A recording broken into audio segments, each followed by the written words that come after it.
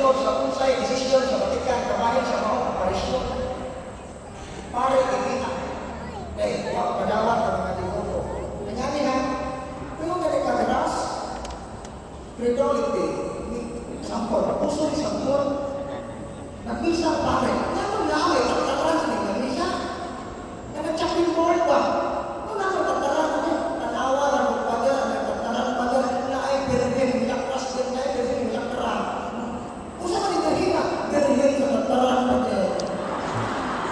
Kaya, naaway, tingnan sa bergen ka, lakras sa amakan, dito, mga tao ka panibalik na ito, katatakot ka nila, wala na malimpang, wala na malupisang, tuwa na dito, sa ko sa bergen sa amakan.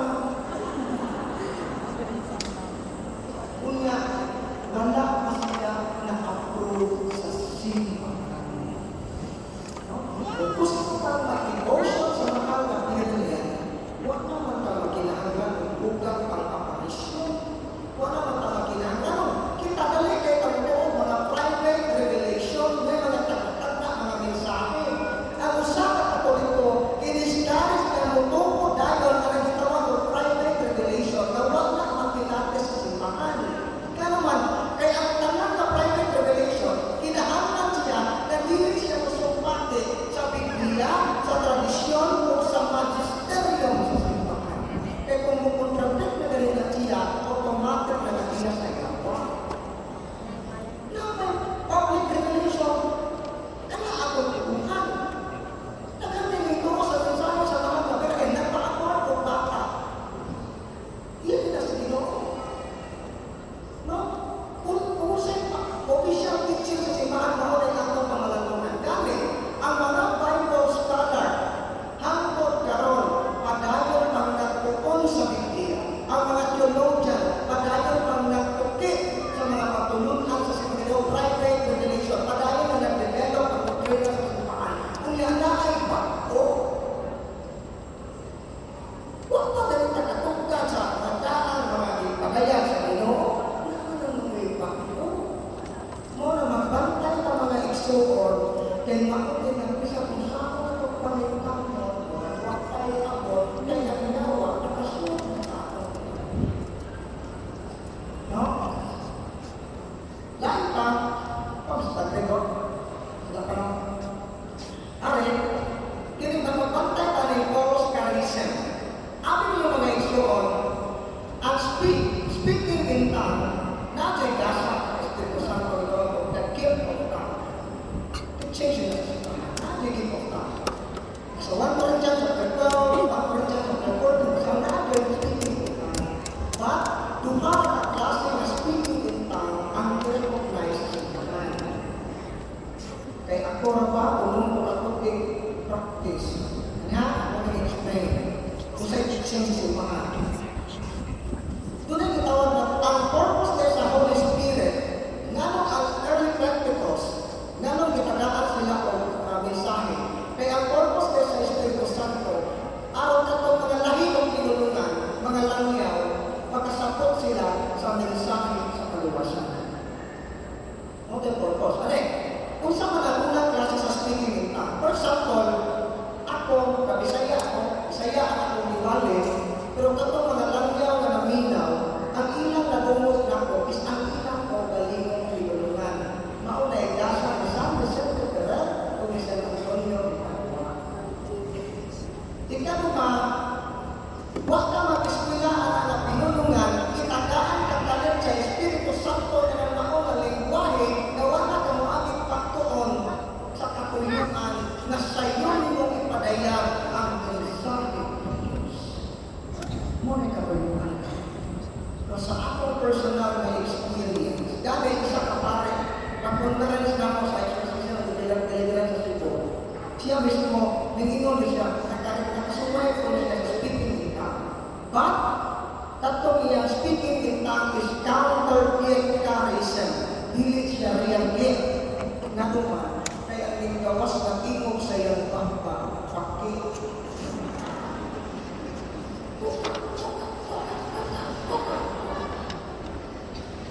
So, ano nga, gitawag na siya sa theology of glossolalia.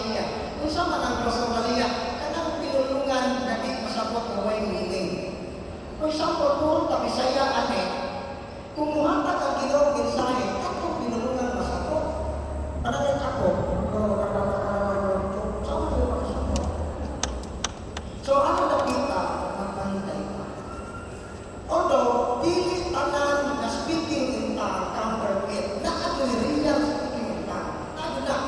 Pero magpantay na kita. Maura nga, nagkinahanglan yung tao, learn nga exorcism o spiritual director na may umay-umay na ito. Kunya, mainhanin mo lang na tinoon nga charism tungod kay active ka. Kaya sa akong personal na experience, kakang mga doubtful. Pero sa mga yung nasa, nagigrat ko sa nagigrat. Kaya na, hindi na ako. Doubt na galing ka, natin isa ka leader na, itulong ito na ko, kanakan dito niya na leader. Ayaw kayo mo to, ayaw mo nasa praise bless. Ayaw yun. Kung ano kayo dating. Pero, sa ngayon di ay sa kanyang pag-serve sa Ginoo, ay imagine. Hindi na nagtampong ko rin sa iyang bahay, giyawa-yawa mangyayari ang mga kapahang tingon. Dito na ito nakaingon na hindi tingon na kasa. Dahil tingon na nagasahan sa Espiritu Santo, ang puyo sa karis ng Kristo, build up the church, aron mulikon na simbahan. Dili maka-cause of division, dili maka-cause of confusion, kundi ikaw sa mismo, na nagtawag mo na gratia gratis data, dili ni-encourage siya, dili na ay mag-focus na rin. Ako pa na siya, the rest of pamilya. Ang alam na ito i-focus is ang tinitawag o gratia gratis passion. Sabi siya, grace given by God for your own salvation. Anak ka mag-focus mo sa mga sanctifying grace ka na pagkakas ko sa mga sa na ito. Kung ano ka mag-focus mga virtues, theological virtues, mga moral virtues, practical virtues, mga may akin kung palangpungon sa akong tinapuri. Kaya ang dinunay niya na upupulong ang musma. Unya, kanang charism, kanang extraordinary graces, ako pa sa Roman Gentile, chapter 12. Ang ginoo sa Roman Gentile, ang mga extraordinary graces, dili angay imuhakon. Dili angay imuhakon o pangayuhon. Kaya, ito ka, gratis data, freely given, ihatag ko sa Ginoo, ngadto sa tao na ang iyang natada niini, kaya iyang tuyo para sa kayuhan sa uban. Muna, ato ko sa interes ng pamilya, ihatag na may kasagaran sa Ginoo, ngadto sa mga level of perfection. Na naman, kaya kung ihatag sa mga tao na mapamatapos sa level of perfection, pwedeng ma-abuse ang akong agasa, unya, ang nahitabo, di mapunta ang simbahan. Noong totoo dapat kaupan sa una, matina ko. Naikipong piling, nagtaw dasa. Naglimog ko brad. Ano ang aming magkamagiling ang mga conference niya sa mahalong na hotel? Takto din na sa ospital, hindi kabayat ito. Diba? Ano ko nakita na daw pa? Ano ka sa mga aparisyon? For example, makakuha na rin yung kahit isa ka grupo niya o sa bukid, nakakukup o imahin, santos, ilang dapat kapilya sa mga tao, ano dito rin doon. Kaya, huwag na ganin mo simba ang mga tao. Huwag na mo kumisa, huwag na makalandong sa kahitisyan sa simbahan, ang atong kapataran na, Lord, hindi ko kahamit na kabubuton, nga hindi ko kakawang mulayo sa mga sakramento sa simbahan. So, muna mga guidelines sa pagpapakala. So, muna nga, dito sa Bohol, pero naghahanap kayo na-encounter kayo na. Pero, salamat sa Ginoo na daghan yun ang balik. Labi na itong nakasinati. Ngayon, mga suko na mo, suko. Kanya, ito totoo. Pag-ampo, muri akman, yan sila ng totoo. No? Dahil pa, kung sa may antidote na ba, kung sa may atong pambal, diba? How the devil's attack, kung sa'yo mga opening, ato na ito explain, kung sa ako na ito ipaglikay.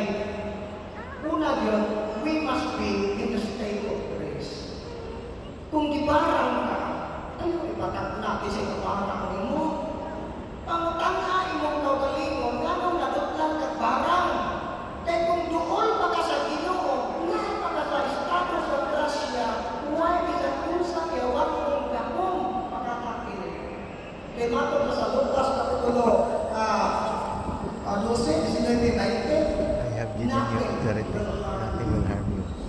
ingon ni Kristo. Tagaan ko kamo mga gahom sa paglatak sa mga tanga o sa mga alas. Pagpuntog niyo ang tanang mga gahom sa inyong kaaway o walay bilang usa ka ninyo na makumsa. Dili ka mo makumsa. Natin na siya. So mga nga, nanuwalutan na ta. Ito si Bohol, taga-sipot o siya taga-si Bohol. Hindi pa ang itlog murang bulungon ka na. Wi-Fi na mo, nanuwalutan na. Pagkakang ching. Nora na magutan na kakuna sa state of sin. Nasa sa estado sa salamat na ka, ka-atake siya. Kaya kung nabuhat ka sa estado sa grasya, dapat yung kaso, isa ka nurse, ikan sa Dubai. Di kulit dire-press na dito, makatawag nurse kay mura ka po, nakilimimos ko na, ikaw tanaw na yung panin. Kaya gibarat ko sila kong pamilya, ako papa na patay na, ako mga isol patay na, pareha na ginamakyan ka na. Napunal ko na, patay na ako kayo. Ako brad, hapit na po kong grabe na mga imamit. O tayo ko brad, kung ginuot mo dahil ang ibarang, ang una ni mong buhatan, kung isal, kung pasay lupa, ang tao, tagabarang. Kung ginuot mo dahil, kanang inupunta ko sa iyo, isol na po, yung masili. Masay lupa, taga kami nakalas. Brad, ang pagpasaylo, dili ang tao ay yung pasaylo, ang unang makabenepisyo sa forgiveness. Kaya ang pagpasaylo ay ang unang makabenepisyo, ikaw nagiging sa inyong pasaylo. Kaya sa imong pagpasaylo sa imong kaaway, ibagbaran mo imong kasing-kasing sa kapos sa yawa. Masabong man ako, Brad. Karang misa, inikonsekret sa pares sa panong Pino, panayunga sa Ginoo, Lord, ang pangin ko na makapasaylo. After 1 month, balik siya na ko, dan ako na. Kaya nakapasaylo naman siya. Wala siya ay pinaharasnan, ako na siyang tanong, pagka-Disyembre, nanawag na ko, Brad, ambot na ko kiling ang ibalita mo, good news kali o bad news. Huwag ko kasabot ang ibate, magukot pa ko o malipay. Manuman, Brad, kahit katong kabarang ng Brad, namatay kung ang klase sa kamatayon na iyang nahihanuman, maura ang kamatayon sa ating mga isulong sa ating mga. Kaya manong pa sa manual sa exorcism, ang usap na tao na nasa state of grace, kung ngayon mo parang bounce back na siya, nato sa nagparang. So, na being in the state of grace, kung isang pagkulang kasal mo, karang magaling mapakasal, gawin mo, kung manawa na kung may kasal, daghang mga batakot karon mga nakakasal karon, na ang ilang ipagandaman is ang wedding preparation, dili ang marriage itself. Ang aking pagandaman, ang kaminyuon mismo, dili lang ang kasal. Kinsay wedding coordinator, kinsay photographer,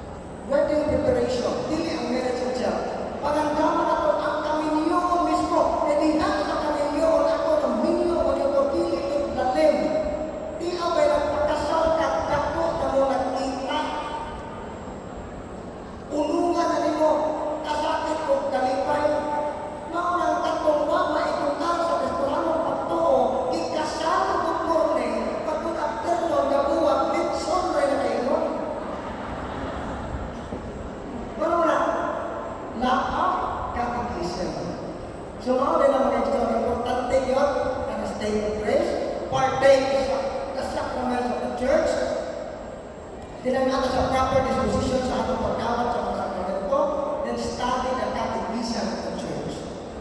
Kunya,